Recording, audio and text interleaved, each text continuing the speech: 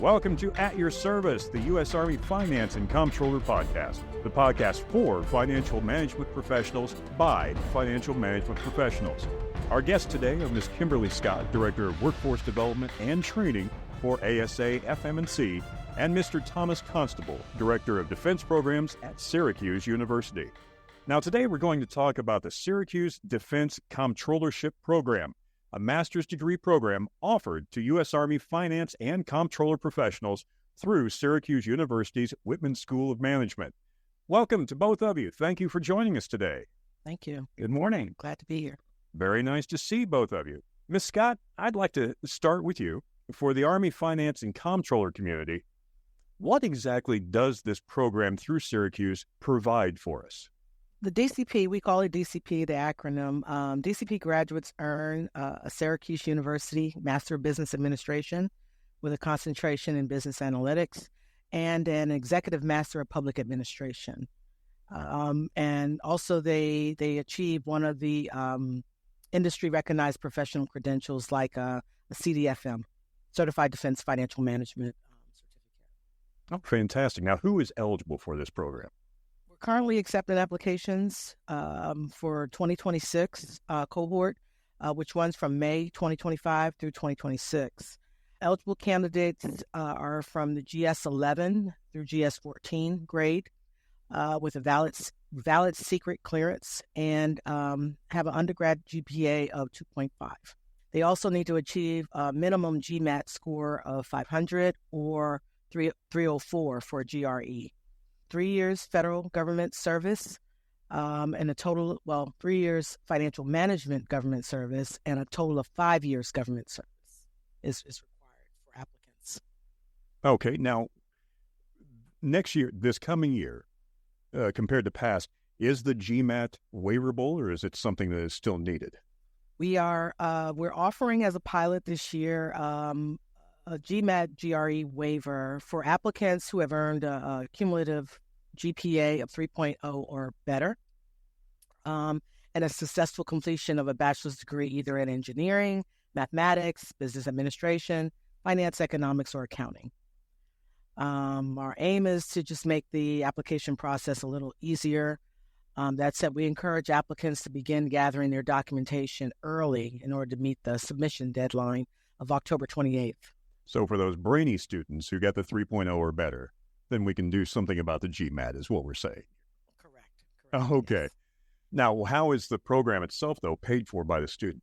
The program is fully paid for by the Army at this time. If you are an Army civilian or military, it is paid for by the active duty Army as a long-term training assignment with temporary duty at 100% per diem for civilians. Tuition is fully covered, and you continue to receive your current salary throughout the duration of the program while you're in school. Oh, that's fantastic. So they go ahead and get paid. The Army pays for the training itself. How long does the class actually last? What is the length of time? The length of time is approximately 15 months. Okay. 15 months. It starts from May. The upcoming class is May 2025 through July 2026. And they go full-time for class and participate as full-time students at Syracuse University. And it is on-site and not virtual. Okay, so you get paid to go to Syracuse University, live at Syracuse University, and get your master's degree, a couple of them, and certification. I've been told that you are actually a graduate of this program yourself. So what insights from your perspective or your experiences can you relate to people who want to go through this program and are considering applying?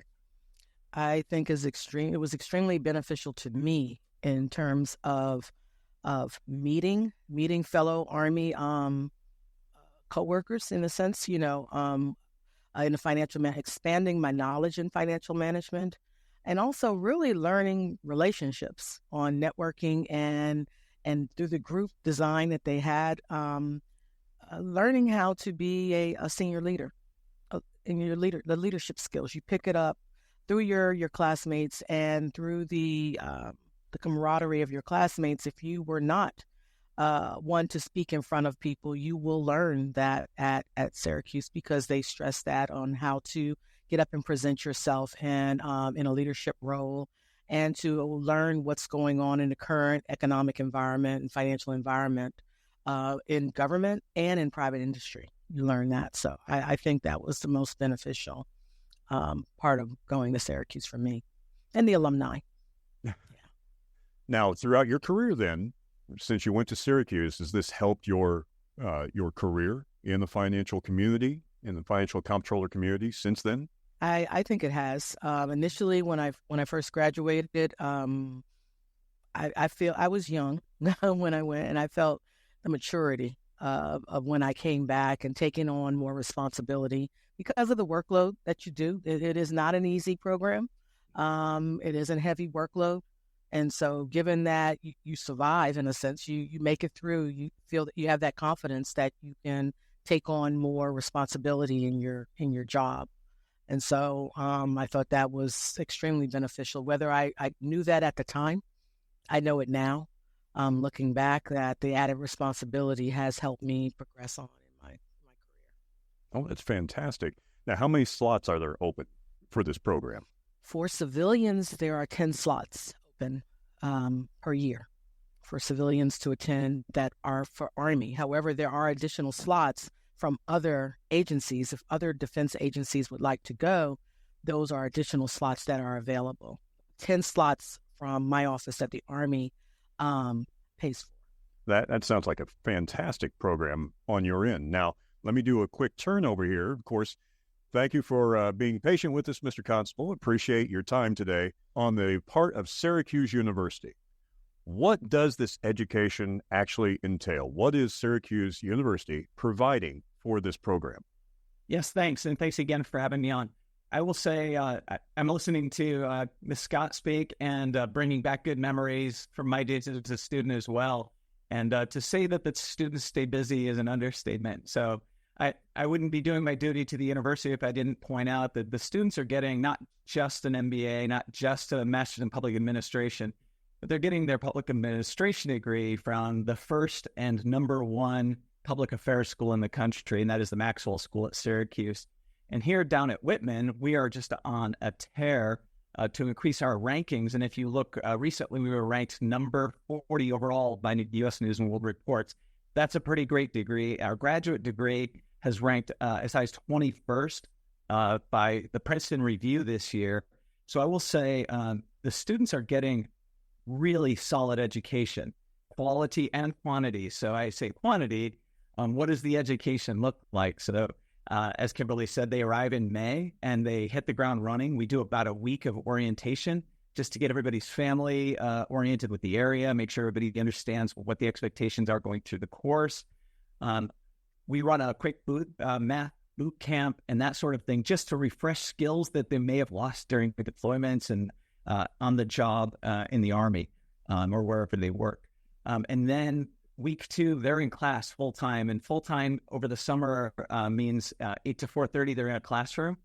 And it just goes like that for the rest of the summer. And they take their introductory courses to economics in the first summer and marketing and things that you would expect to be the foundation of what becomes the Master of Business Administration, the MBA.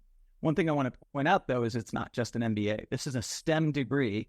It's certified as a STEM degree. It's a Master's of Business Administration with an emphasis in data analytics. Business analytics, I think, is the word we use.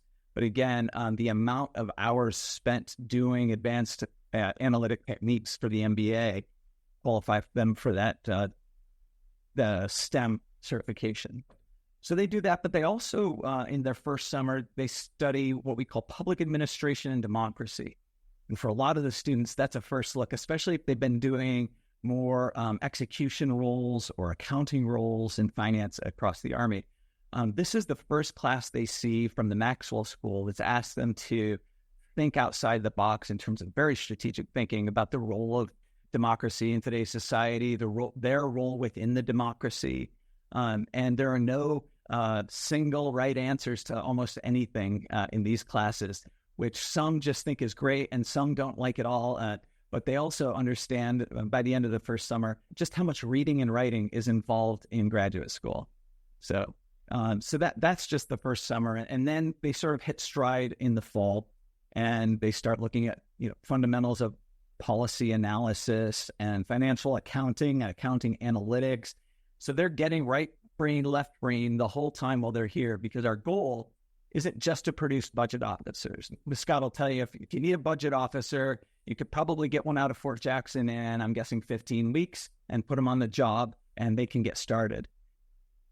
Purpose of graduate school, we had a guest speaker in, one of the CEO from General Dynamics was in, and she told the students, you should have two goals for graduate school: learn how to think, learn how to write.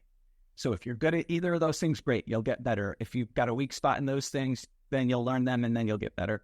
And I think those are good goals. So our goal here becomes to build policy-minded people who know how to formulate and analyze policy, but they're empowered by these business tools, these mathematics, accounting, financial skills that come with it. And that's necessary. I know I just left the Pentagon just over a year ago, and I know every day there, the conversation is moving forward. And if you can't have the conversation about the policy and the resources simultaneously, you're just going to run out of time. So we really push the students to use what they learn here at the Whitman School of Management while they're writing their policy analysis at the Maxwell School of Citizenship and Public Affairs. And it goes on like that. Now, Kimberly said they stay in class. Full-time means full-time, because they take a break at the holidays and then they come back before the other students do, and they go right into key issues in illicit finance, a core competency for our Army officers. And we have a professor who the university went out and found for this purpose, because the Army wanted to provide this course. The professor comes in with a background in Department of Treasury and CIA and other parts of government all around the world, where she has been doing nothing but forensic analysis of different threat finance activities. So she brings experience, she brings knowledge and really technical skills. So I think if they thought that coming back from the holiday was going to be a boring sort of venture, it is not. It gets fun right away, and then they go right into the spring semester with a heavy course load. And so that presses through, and it sort of blends into the summer when, in addition to their normal course load, they're also now working on their 2 capstone assignments. To get a graduate degree, you have a thesis or you have a project or you have something ordinarily to serve as a demonstration of the skills that you gained throughout your course of study. So down at the Whitman School for the MBA, they do a simulation of a business process, and it's a full-time thing, and the teams form and they compete in an industry to get against one another.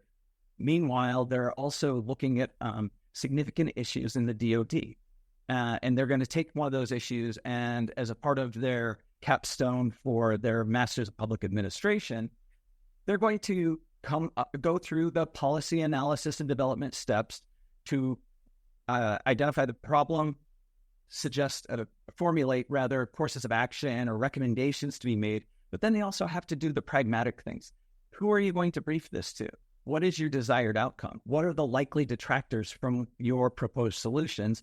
And how would you implement it? Because it really comes down to our ability to send officers and civilians and NCOs back to the department that understand how to do the work methodically, analytically, accurately, and still meet the timelines needed to make those recommendations or to make those decisions. I cannot thank you enough for explaining to my 5-year-old brain in detail what's going on. Ms. Scott, when you went through this, you obviously had no time to do anything else. This is why the Army is paying you to go to this school, correct?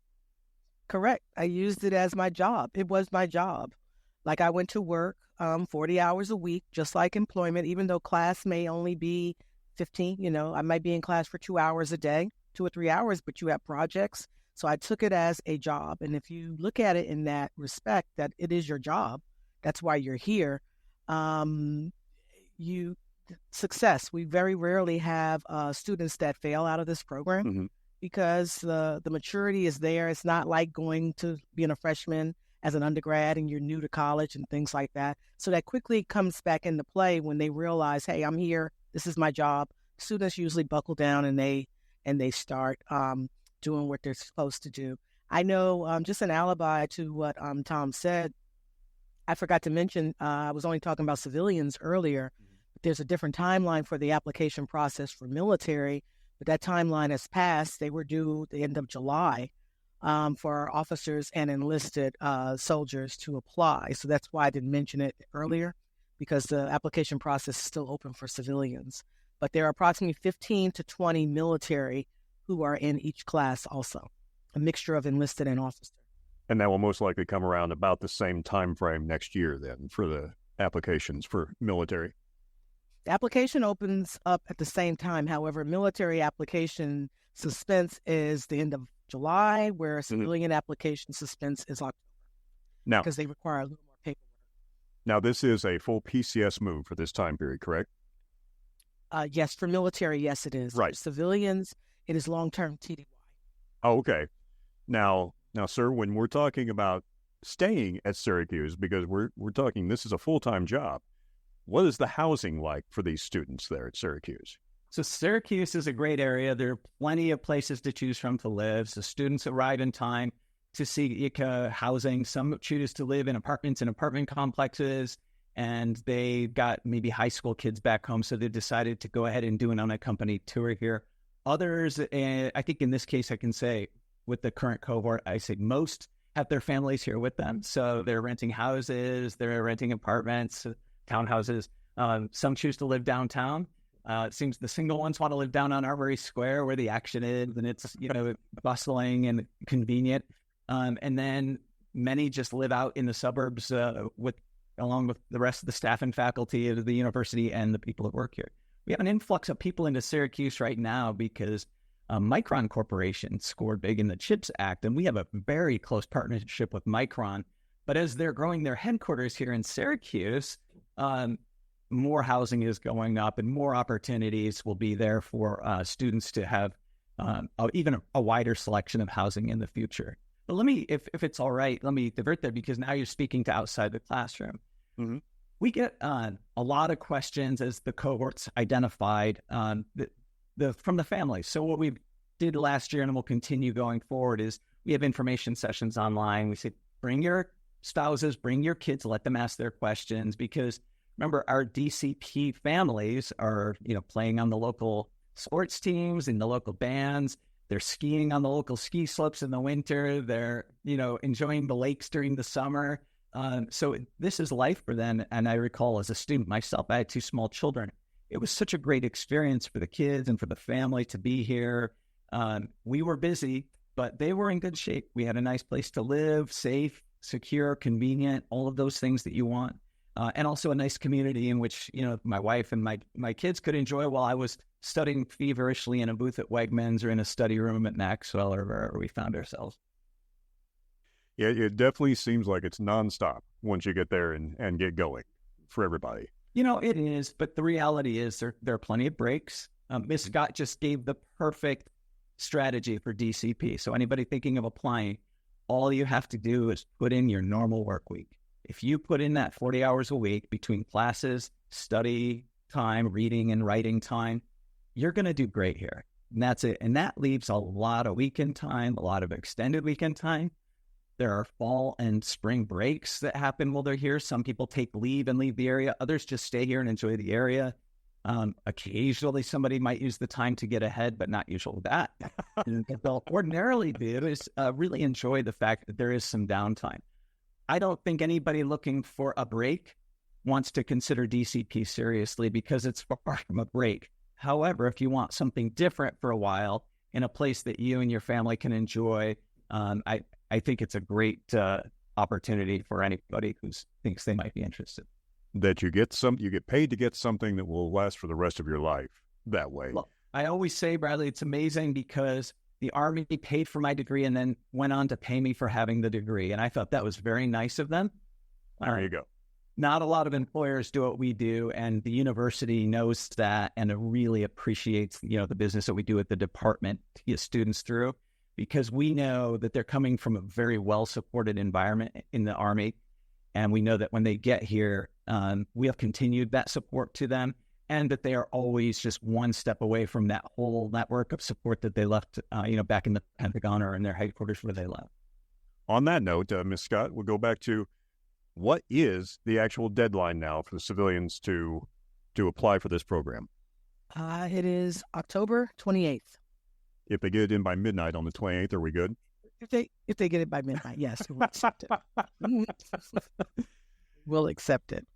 Not only does Syracuse offer this program that we've been talking about today, but there are others, short courses in the finance world that they offer. Could you speak a little bit about those other courses that are offered through Syracuse? Oh, I'd be happy to. Thanks for asking. I have to say it's a really exciting time to be a part of the financial management workforce that's connected to the DoD, whether a civilian or military in the department, in industry surrounding it, or anything in between or any of the connective tissue. And so what we do is we offer 3 courses in conjunction with the Army. They ask us to provide executive education for the younger crowd, the interns, the first couple of years of employment, and then that's called the Army Comptrollership course or Army Comptroller course. And then we have for the mid-careerists, we have the Executive Comptroller course, right? And just to complete the circle, I'll say once a year we offer a Senior Resource Managers course.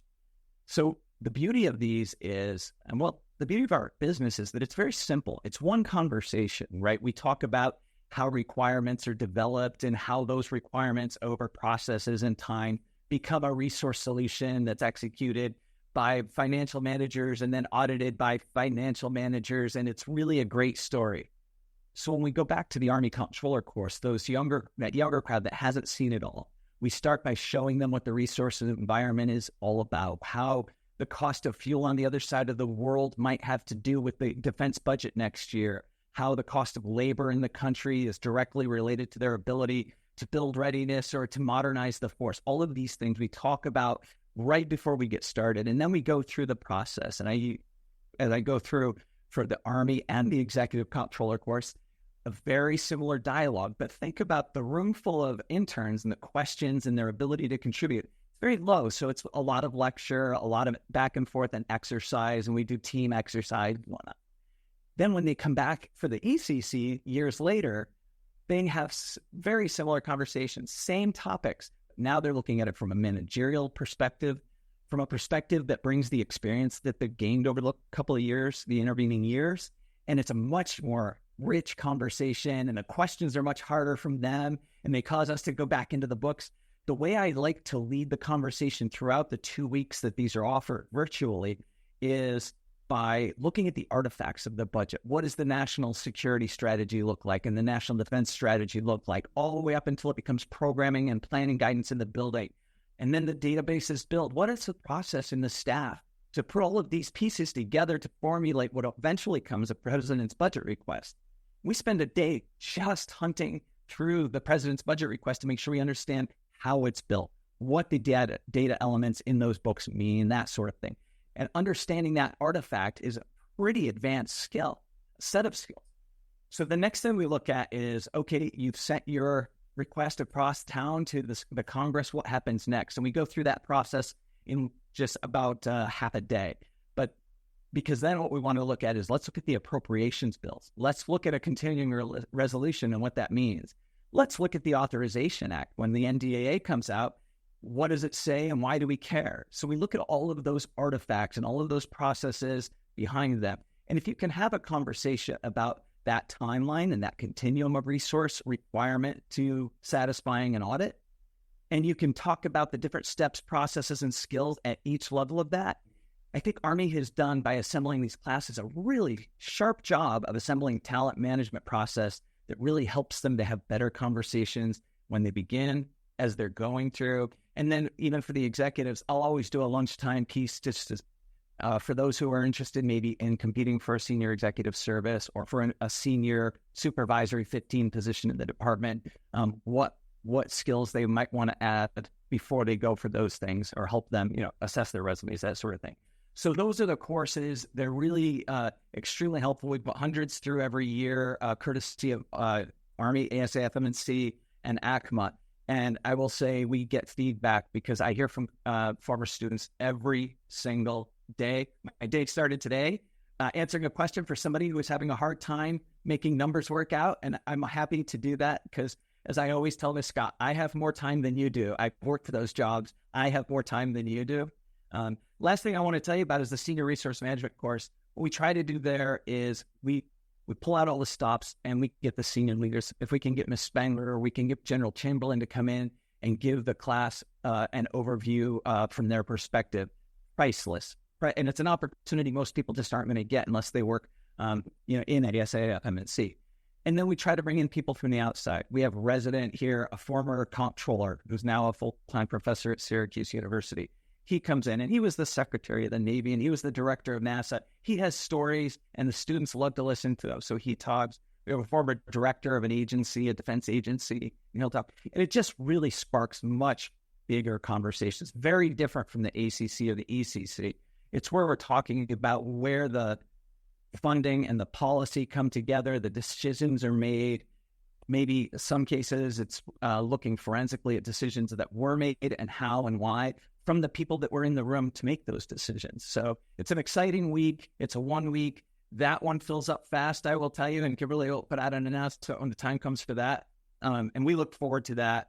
But yeah, thank you for asking about our short courses, but they are the bread and butter of talent management, because what we can do is anytime Army needs any set of skills taught, they can turn that over to us. We can produce a class, get the speakers in, and get it to people in time for them to do their job as it evolves while they're doing it.